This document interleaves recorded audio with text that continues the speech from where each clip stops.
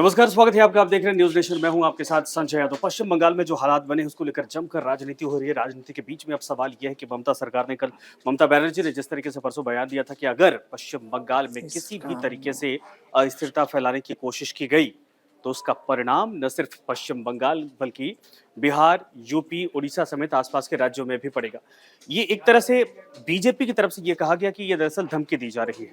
लेकिन इन सब के बीच में आपने देखा कि राष्ट्रपति द्रौपदी मुर्मू की तरफ से, इसके अलावा अब पश्चिम बंगाल की गवर्नर की तरफ से बकायदा राष्ट्रपति से मुलाकात की जाती है, उसके बाद उपराष्ट्रपति से मुलाकात की जाती है, गृह मंत्री से मुलाकात की जाती है। और इन सब मुलाकातों के बाद जो एक सिनेरियो बनता दिखाई दे रहा है देश के भीतर, चर्चा ये है कि क्या वाकई में पश्चिम बंगाल में आने वाले वक्त में राष्ट्रपति शासन लगेगा, और अगर ऐसा होता है तो इसका फायदा किसको होगा? क्या बीजेपी को होगा, क्या टीएमसी को होगा, या फिर आने वाले वक्त में इसको किस तरीके से देखा जाए? क्या वाकई में ममता सरकार या पहली बार ममता बनर्जी राजनीतिक चक्रव्यूह में फंस गई है इस पूरे घटनाक्रम के बाद? इसी को लेकर चर्चा करने वाले हमारे साथ इस वक्त विशाल हैं। विशाल, मुद्दा यही है कि ममता या मोदी, बंगाल में अगर राष्ट्रपति शासन लगता है तो फायदा किसको होगा? सिंपल सी चीज है। अगर राष्ट्रपति शासन अगर लगता है तो इससे फायदा सीधा सीधा बीजेपी को होगा। बीजेपी को इसलिए होगा, बीजेपी के पास ही बहुत अच्छा मौका है कोलकाता कांड जो हुआ है उसको भुनाने का।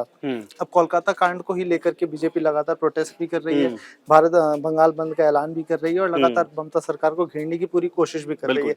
वहीं अब जब राष्ट्रपति के बयान के बाद और फिर गवर्नर के बयान के बाद अब ममता ने खुद भी बयान दिया कि मेरे पर गलत आरोप लगाए जा रहे हैं, हम लोग सरकार अच्छे तरीके से चलाने की कोशिश कर रहे हैं, डॉक्टरों का जो प्रदर्शन है वो भी सही ही ठहराया ममता बनर्जी ने। लेकिन कोलकाता कांड को लेकर ये तो जाहिर है कि ममता सरकार अब पूरी तरह से घिर चुकी है। हुई है। अगर कोलकाता कांड होने के बाद भी, अगर हालांकि ऐसा नहीं होना चाहिए था, बहुत ही बर्बरता के साथ एक तो रेप, फिर उसके बाद हत्या, अगर इसके बावजूद भी अगर पुलिस एक्शन में फिर आती उसके बाद एक तरह से क्या प्रशासनिक तौर पर डिफेंड करने का आरोप लगना। बिल्कुल बिल्कुल, अगर वो सारे सबूत मिटाने की कोशिश की जा रही है और उसके बाद कॉन्स्पिरेसी की जा रही है, तो ये न सिर्फ, ठीक है, अगर सिर्फ ये घटना घटती तो समझ में आता कि लोकल चीजें इन्वॉल्व होती। अब सरकार की भूमिका पर भी सवाल खड़े हो गए ना इसके बाद। तो उसमें सबसे बड़ी लापरवाही जो है वो बंगाल पुलिस की। बंगाल पुलिस अगर उसी टाइम एक्शन में आ जाती, अगर कोलकाता केस जब हुआ था, अगर उसमें एफआईआर दर्ज कर लेती, इतने 14-15 घंटे नहीं लगते। सोचिए कितना गंभीर ये मामला है कि सुप्रीम कोर्ट को खुद से स्वतः संज्ञान लेना पड़ा और इस पे 2 बार 3 बार सुनवाई भी हो चुकी है, सीबीआई को केस सौंपा गया है। सबसे बड़ी कड़ी है संदीप घोष। संदीप घोष पे अगर पुलिस तुरंत कार्रवाई करती तो भी समझ में आता कि इस मामले को लेकर, लेकिन संदीप घोष के ट्रैक रिकॉर्ड को देखा जाए तो वो साफ दिखता है कि सरकार की सरपरस्ती थी। बिल्कुल, और वहां पर ये पहली घटना नहीं, इसके पहले घटना घट चुकी है। अगर आपको याद हो, जब कोलकाता हाई कोर्ट ने जब पहली सुनवाई की थी इस मामले को लेकर के, उन जज ने ये बोला था कि संदीप घोष जी, आप तो पहले कुछ दिन के लिए छुट्टी पे जाइए, क्योंकि आप बहुत ताकतवर हैं। और वो इसलिए बोला गया था क्योंकि उनके ट्रैक रिकॉर्ड को देखकर ही ये चीज बताई गई थी, क्योंकि जब उन्होंने इस्तीफा दिया उस कॉलेज से, उसके 2 दिन बाद ही उनकी दूसरी जगह नियुक्ति कर दी गई। तो यही ध्यान में रखते हुए कोलकाता हाईकोर्ट ने उस दौरान बोला था कि पहले तो आप छुट्टियों पे जाइए, तभी ये निष्पक्ष जांच हो पाएगी। इसका मतलब कहीं ना कहीं पूरे जांच के दायरे में ये सामने आया था कि जो संजय घोष है वो कहीं ना कहीं, जी संदीप घोष, वो कहीं ना कहीं इस मामले में पूरे घिरे हुए, और उनके पिछले विवाद भी कई अब सामने आए थे। घिरे हैं। दूसरा, उनके कुर्सी पे रहते हुए अगर वहां प्रिंसिपल के पद पर होते या किसी भी तरीके से, तो चीजें यानी जो जांच का दायरा है वो कहीं ना कहीं प्रभावित होता। बिल्कुल, वो इसलिए भी प्रभावित होता है क्योंकि अगर वो उसी टाइम पर इस्तीफा ना दे करके अगर वो उस पर एक्शन लेते या फिर पुलिस को खुद से इन्फॉर्म करते और एफआईआर दर्ज करवाते, 14 घंटे ना लगते, तो शायद ममता सरकार अब जो घिरी हुई है जिन आरोपों से, शायद वो ना घिरती।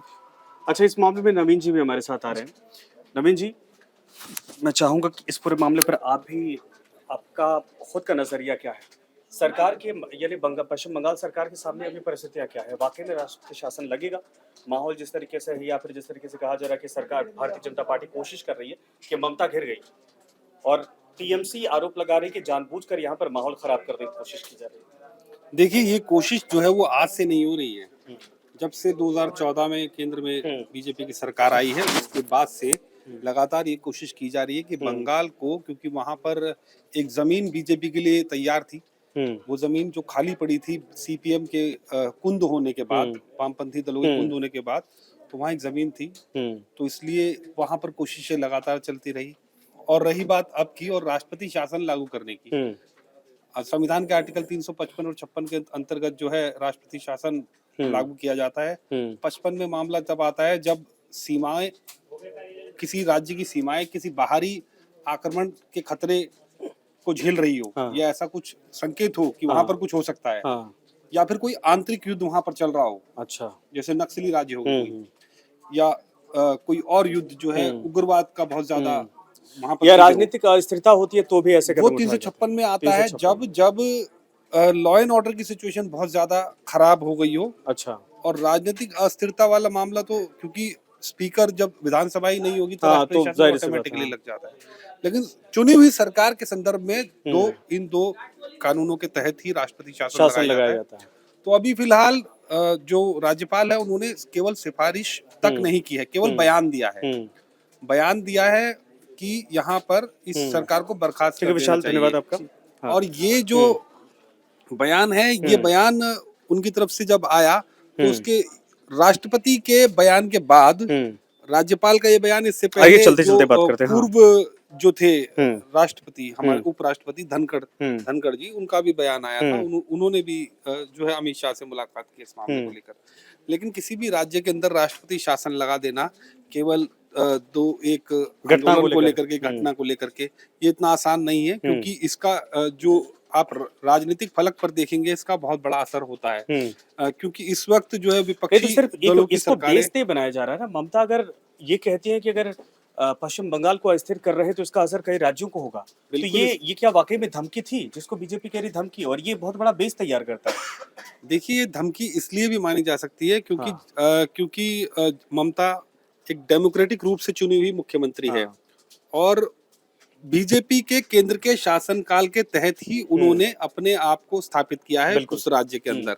और तमाम तरीके के जो है विरोधों के बावजूद भी वो राजनीतिक जो हमारी धुरी है उसके अंदर अपने आप को साबित करने में कामयाब हुई है। उसके बाद कई तरीके के आलोचनाओं और विरोधों को झेलते हुए भी उन्होंने कई मोर्चों पर केंद्र के खिलाफ अपनी आवाज मुखर रखी है। रही बात इंडी गठबंधन की या विपक्ष की एक आवाज बनाने की, उसके अंदर भी ममता अपने आप को हमेशा से ऊपर ही मानती रही है। आप आसपास के राज्यों में देखें जहां पर गठबंधन की सरकारें चल रही है, जैसे आप देखेंगे कि झारखंड में सरकार है और उड़ीसा में अब बीजेपी आ गई, लेकिन बिहार की सरकार भी एक तरीके से बीजेपी की अपनी पूरी सरकार नहीं है, क्योंकि वहां भी कई मामलों में, क्योंकि जेडीयू के कई जो विचार हैं वो भी पिछले कुछ दिनों में देखने अभी को कई मिले चीजों को हैं। लेकर, आरक्षण को लेकर, या फिर इसलिए जो है उसका इम्पैक्ट जो है बीज एनडीए के जो घटक दल हैं उन पर भी पड़ेगा। तो इसलिए ममता की जो बात है उसमें दम जरूर है कि अगर ऐसा कुछ होता है, राष्ट्रपति शासन जैसी स्थिति होती है, तो वो बड़ा ही गलत संदेश नहीं। बीजेपी का भी स्टैंड क्या है, ये तो खैर मुझे लगता है कि बहुत सारे लोग जो राजनीति को समझते हैं वो समझते हैं कि राष्ट्रपति शासन लगाने की स्थिति नहीं है और एक बहुत बड़ा कदम होगा। लेकिन क्या बीजेपी इसके जरिए ये समझ रही कि यही वो मौका है जिससे पश्चिम बंगाल के लोगों को ये समझाया जा सके कि ममता सरकार आपके लिए बेहतर नहीं है, यहाँ पर कानून व्यवस्था नहीं होता है, पक्षपात किया जाता है, या कुछ लोगों को शह दी जाती है? देखिए केवल एक ये मामला नहीं है कोलकाता का ही, संदेश खाली वाले मामले में भी बीजेपी ने पूरी कोशिश की थी। लोकसभा चुनाव से पहले भी कोशिश की थी, नहीं, लेकिन इससे छवि तो खराब हुई है ना। वहां पर भी देखिए रेप, एक तरह से कहा जाए कि वो तो बहुत बड़ा मास के साथ इस तरीके से किया गया था। उसके बाद दोबारा भी घटना आती है तो रेप हत्या की ही आती है इतनी बड़ी। तो ये पश्चिम बंगाल को लेकर वहां की सरकार या कार्यशैली को लेकर सवाल नहीं थे? ये देखिए रेप और क्राइम अगेंस्ट वुमेन, उसकी अगर हम बात करेंगे तो उसमें कई राज्यों के अंदर आपको ये सब चीजें मिलेंगी। आंकड़ों में देखेंगे तो राजस्थान, उत्तर प्रदेश, ऐसे बहुत सारे केसेस हैं वहां पर। और बंगाल में भी ये घटना हुई, वो चाहे वो उत्तर प्रदेश में हुई हो चाहे बंगाल में हुई हो। महिला के खिलाफ अपराध जो है वो एक जघन्य अपराध है, और उसके खिलाफ आक्रोश जो है समाज में बराबरी से ही निकल करके आता है। सभी लोग उतनी ही जो साधारण जनमानस है उसके अंदर जो आक्रोश होता है वो राजनीतिक जनमानस के आक्रोश से थोड़ा अलग होता है, राजनीतिक व्यक्तित्व से थोड़ा अलग होता है। वो वही आक्रोश जो है उसको राजनीतिक दल, जो भी विपक्षी दल होते हैं, वो उसको भुनाने की पूरी कोशिश करते हैं, और ये विपक्ष का काम भी है कि वो जनता की आवाज को उठाते हैं। लेकिन बात आपने, अगर आप बंगाल की बात करें कि कई बार ऐसी कोशिश हुई है, संदेश खाली के मामले में भी हुई है और इस मामले में भी हुई है पूरी तरीके से, कि सरकार की छवि पर सवाल जरूर उठते हैं, लेकिन राष्ट्रपति शासन एक बहुत बड़ा फैसला होता है, और उस पर जो है इतनी जल्दी जो है बता देना कि पूरे राज्य की जो शासन व्यवस्था है, कानून का डर वहां पर खत्म हो गया है, कानून का इकबाल बुलंद नहीं है और पूरी तरीके से अब राज्यपाल को या केंद्र को अपने नहीं, हाथ में ये बात तो स्टैब्लिश तो होती भी है ना कि अगर कानून वाकई में वहां पर काम करता तो ऐसी घटनाएं होती नहीं। दूसरा, अगर हो भी गई तो एग्जाम्पल बीजेपी ये दे रही कि अगर यूपी में यही घटना होती तो अपराधियों के साथ क्या होता, और बंगाल में अगर यही घटना होती तो देखिए ऊपर से लेकर नीचे तक पूरा चेन बना दी जाती, सिस्टम बना दिया जाता है बचाने के लिए। ऐसा नहीं है यूपी में नहीं होती घटना, यूपी में भी घटनाएं हो रही है। अभी कल यूपी में फर्रुखाबाद के अंदर 2 लड़कियों की लाश मिली है पेड़ पे टंगी हुई। ऐसा नहीं है नहीं होती है, लेकिन कार्रवाई होती है, लेकिन क्या बुलडोजर एक्शन के बाद मतलब बीजेपी करती है। मुझे अभी तक कोई कार्रवाई खबर मिली नहीं, अभी तक क्योंकि जांच वो ही चल रही है। एस्टैब्लिश नहीं हुआ कि उसके साथ रेप हुआ है, वो कहा जा रहा है कि आत्महत्या की है। देखिए आत्महत्या है, आत्महत्या भी अगर हुई है, किसी महिला के द्वारा आत्महत्या की गई है तो क्यों वजह क्यों क्या की गई रही? है? वजह क्या? अगर इतनी खुशहाली है, महिला इतनी सुरक्षित है, नहीं अगर आपकी मतलब सब जगह खुशहाली है, राम राज्य की बयार है, तो फिर एक महिला क्यों दुखी होकर के फंदे पर टंग गई? सवाल कई तरीके के उठते हैं, हर राज्य से उठते हैं। आप अगर महिलाओं के की सिक्योरिटी की बात करें या महिलाओं के खिलाफ होने वाले अत्याचार की बात करें तो उसमें जो है ये कहा जाए कि हम में सब नंगे हैं। इसमें कहीं कोई ऐसा राज्य आपको पूरे देश में तो नहीं ममता मिलेगा जहां यही पर ये बात सब चीजें करके नहीं तो होंगी। डिफेंड कर रही है कि अगर देश के भीतर ऐसा हो रहा है तो पश्चिम बंगाल को पॉइंट आउट क्यों किया जा रहा है। लेकिन सवाल यह है कि पॉइंट आउट क्यों भी ना किया जाए। अगर ऐसी घटना होती है तो ऐसे में दूसरे राज्यों की तुलना करके चुप्पी तो साधी नहीं जा सकती। कहीं भी नहीं साधी जा सकती चुप्पी। जब हाथरस में कोई घटना होती है तो बीजेपी वाले ये बताते हैं कि राजस्थान में एक घटना हुई है, कांग्रेस वाले वहां क्यों नहीं जाते।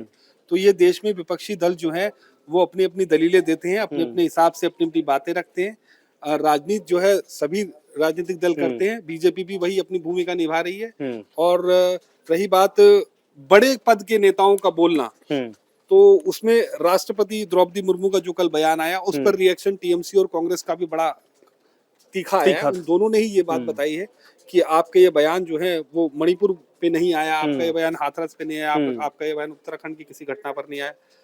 तो वो जो सवाल है उस पर भी हम दरकिनार नहीं कर सकते। राजनीति के अंदर अगर एक पद पर बैठा व्यक्ति, संवैधानिक पद पर बैठा व्यक्ति कोई बात कह रहा है, टीएमसी ये बात तो बोल तो रही है कि पूरे देश के राष्ट्रपति हैं, सिर्फ एक राज्य राजनीतिक को। दल भी जनता द्वारा चुने गए राजनीतिक दल है, सत्ताधारी दल है, उनकी तरफ से भी अपनी बात कही जाएगी और उस बात को दरकिनार नहीं किया जा सकता, ना उसे इग्नोर किया जा सकता है, चाहे वो राष्ट्रपति के बयान का काउंटर हो, चाहे वो राज्यपाल के अच्छा, बयान। ममता सरकार के इस पूरे घटनाक्रम के बाद एक्शन को कैसे देखते हैं आप? क्या वाकई में सरकार ने ढिलाई की है, लीपापोती की है, या वाकई में एक सख्त संदेश देना चाहिए था? देखिए कई सारे क्राइम अगेंस्ट वुमेन के जो मामले हैं, मैं आपको कई मामले गिना दूंगा जिसके अंदर प्राइमे फेसी जो होती है उसमें पुलिस सबसे पहले आरोपी को गिरफ्तार करके उससे पूछताछ करती है। आरोपी को गिरफ्तार किया गया, उससे पूछताछ जारी थी। इसके बाद ऐसे कयास और ऐसे बयान आए कि इसमें और भी इन्वॉल्वमेंट हो सकती है। असंतुष्टि जब होती है, जो दूसरा पक्ष है, पीड़ित पक्ष की तरफ से असंतुष्टि जाहिर की जाती है या उसके साथ खड़े लोगों द्वारा असंतुष्टि जाहिर की जाती है, उस आवाज को बढ़ाया जाता है, तब उसके बाद उसमें इन्वॉल्वमेंट या और जांच की प्रक्रिया को आगे बढ़ाने की बात की जाती है। तो उसी फेरिस्त में जैसे ही ये जांच आगे बढ़ रही थी तो मामला हाईकोर्ट में चला गया और हाईकोर्ट ने कहा कि मामला सीबीआई को नहीं, मामला हाईकोर्ट गया तो भाई कोर्ट ने भी तो ये कहा कि पश्चिम बंगाल में जो कुछ हुआ वो मतलब अब तक पूरे कार्यकाल में हमने ऐसा देखा नहीं था। यानी जहां पर घटनाक्रम हुआ है वहीं पर दीवार खड़ी करना या कंस्ट्रक्शन करना, उसके बाद संदीप घोष को लेकर जो पिछला बैक रिकॉर्ड था वो भी सारी चीजें दिखा रहे थे कि यहाँ पर मनमानी जैसी चीजें संभव हो सकती हैं। कई ऐसे बयान वहां पर आते हैं और पुलिस भी जिस आधार पर एक्शन होना चाहिए तो उसी आधार पर उतनी तत्परता या जल्दी के आधार पर की रही, मतलब फास्ट जो रिएक्शन था। बिल्कुल हीला हवाली पुलिस के द्वारा जो है इस मामले में की गई है, इसमें कोई शक नहीं है। और यही सवाल और यही संदेह जो थे वो सीबीआई इंक्वायरी की तरफ जो है इस केस को लेकर जा रहे थे। वही मांग भी थी कि जांच जो है निष्पक्ष होनी चाहिए। इन्वॉल्वमेंट अगर किसी व्यक्ति की सरकार के अंदर जो है पहुंच है और कहीं भी वो प्रभावित करता है तो उस पर सीबीआई की जांच होना जो है इसकी मांग की जाती है और की गई और उसके बाद जांच शुरू हो गई है। अब सारा मामला सीबीआई के पास है और दूध का दूध पानी का पानी। नहीं, सीबीआई के पास तो गया लेकिन अब राजनीतिक भूचाल उठता दिख रहा है ना। अगर कई मामलों में राजनीतिक भूचाल उठता है। आप देखेंगे कि पीछे कुछ पहलवान बेटियां हमारी यहाँ बैठी थी जंतर मंतर पे, उसमें भी राजनीतिक भूचाल आया था, लेकिन वो भूचाल जो है थोड़ी देर तक ही चला, उसके बाद वो शांत हो गया। तो उस पर भी कोई अभी तक अच्छा, एक और सवाल, आखिरी सवाल है कि ममता सरकार को घेरने के लिए अब तक जब से बीजेपी सत्ता में है केंद्र में लगातार कोशिश की है। कभी ममता बनर्जी इस तरीके से चारों तरफ से चक्रव्यूह में घिरी नहीं थी। पहली बार लग रहा है कि ममता सरकार वाकई में या ममता बनर्जी यहाँ पर कमजोर पड़ती दिख रही है। नहीं नहीं, मुझे नहीं कमजोर लगता नहीं पड़ ममता रही। बनर्जी कभी कमजोर नहीं पड़ती है। ममता बनर्जी बिल्कुल उतनी ही हर मजबूत बार निकल गई हैं। बिल्कुल उतनी मजबूत नेता है जितने मजबूत नेता नरेंद्र मोदी है। हम्म कहीं से भी ममता बनर्जी कमजोर नेता नहीं है, क्योंकि मास पर उनकी बहुत अच्छी पकड़ है। उन्होंने ये साबित किया है, नरेंद्र मोदी के सामने साबित किया है। और जो बड़ा किला वहां पर वामपंथ का था उसको ढहा कर ढाया के है। वहां आई है। उसके बाद बड़ी चुनौती नरेंद्र मोदी ने और बीजेपी ने उनको वहां पेश की, उसके खिलाफ भी वो वहां खरी साबित हुई। तो कहीं से भी ममता बनर्जी मुझे कमजोर नहीं दिखाई देती है। इस मामले से निकल जाएंगी, हैंडल कर लेंगे। बिल्कुल इस मामले को भी हैंडल कर लेगी, जैसे और मामलों को हैंडल किया। और ये मामला क्राइम अगेंस्ट वुमेन है, कहीं से भी स्टेट वर्सेस जो है मतलब केंद्र वर्सेस स्टेट का नहीं है। और पीड़ित को न्याय मिलना चाहिए, ये हम सभी की डिमांड है। और बिल्कुल निष्पक्ष इसमें जांच होनी चाहिए। सीबीआई जल्द से जल्द दूध का दूध और पानी का बिल्कुल पानी सही आपने कहा। नवीन जी धन्यवाद इस बातचीत के लिए। लेकिन ये जरूर है कि हाँ, हम सब की ये उम्मीद है और हम सब की डिमांड भी है कि पीड़िता को और परिवार को न्याय मिलना चाहिए। लेकिन राजनीति जब होती है तो उसके कई पहलू निकाले जाते हैं और उन्हीं पहलुओं में से एक है कि क्या वाकई में पश्चिम बंगाल में जो चीजें इस वक्त राजनीतिक चश्मे से देखी जा रही हैं, क्या वो सही होती है, आपको दिखाई दे रही है? क्या ममता बनर्जी भी जिस तरीके से बीजेपी दाव खेल रही है उसका पलटवार करने में सही साबित हो रही है? या अगर वो मोदी सरकार पर आरोप लगाती है कि पूरे देश के भीतर एक ऐसा कानून बनना चाहिए जिसको लेकर महिलाओं के खिलाफ जो अत्याचार हो रहे हैं वो कम होने चाहिए, कंट्रोल होने चाहिए, इस पर आप लोग क्या सोचते हैं? ये लिखिएगा सर।